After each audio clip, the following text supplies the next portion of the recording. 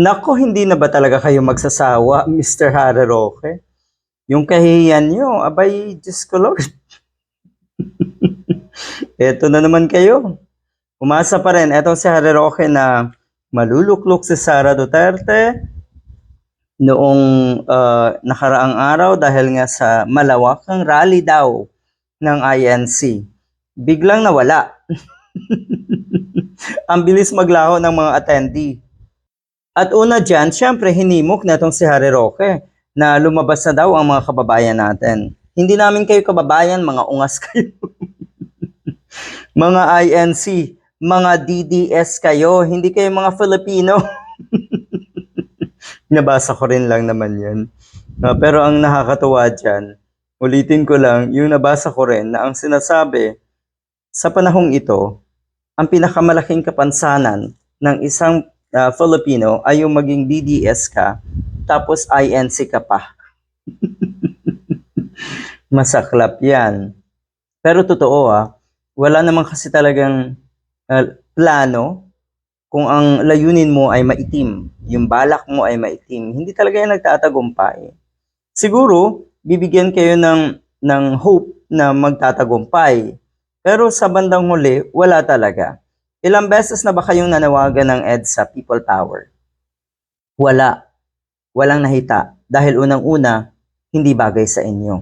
Pangalawa, natatawa lang ako doon sa mga nagrarally na minsan ang pinapatugtog ay yung EDSA People Power noong 1986 talaga. Yung kanta ng mga tinatawag nilang dilawan.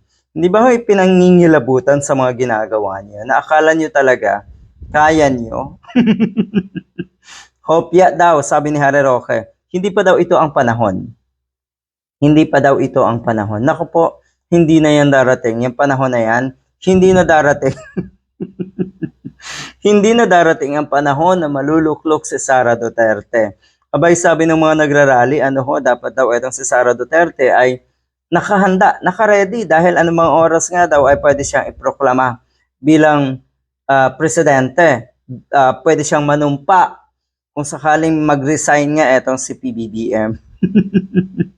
Una na rin pong nabalita na mukhang may kinausap etong si Sara Duterte sa hanay ng militar.